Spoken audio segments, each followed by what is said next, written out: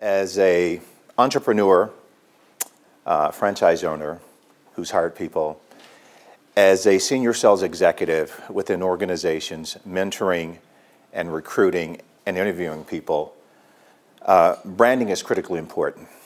You know, when I talk to people nowadays, we all know that it's a competitive market. Let me ask you this. How many of you have interviewed in the last 30, 60, or 90 days, or even in the last year? Okay. How's that going? Because we know right now unemployment is critically high. We're still at 9%. California, 12.4. Nevada, 13.6. Georgia, 10.2. So we're asking ourselves, where is unemployment low? Anybody want to take a guess? 3.6%, 3.8%. Pretty low numbers. A lot of people are working. North Dakota, South Dakota. And let's face it, none of us are moving to North or South Dakota. I think in creating a wow moment, how critically important it is. Because again, all employers are trying to assess, as Otis even mentioned, you know, can you do the job? Will you do the job? If I offer you the job, will you take the job? Are you a fit? Am I going to like you?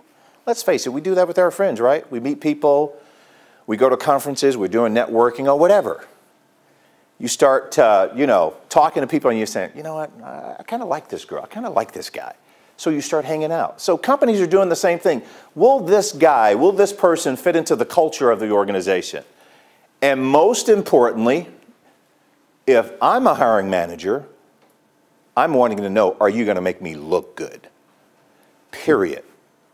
I think there are 5 areas in which one can have a wow moment. From the time you walk in the door, right? It's all about appearance. Let's face it, appearance matters, period. Because generally when we're in an interview process, it's more of an interrogation than it is a conversation. And I think it's critically important that you have a conversation because again, as you're conversating with people, you begin to like them. Like, God, we got some of the same ideas, we're flowing. So, third principle. The first question, right? We all know it's coming. You know that question of, how do I look in this cowboy hat? No, I'm only kidding. That's not the question. It's to tell me about yourself, right? And again, what can I do in this moment that would be exactly the exact opposite of everyone else? So typically, when people are faced with this question, they go through this whole litany of who they are. You know, I'm from wherever, and they start telling this biography of themselves, but the guy is like, come on, seriously? Of course, you need to relate it to the job in which you're interviewing for.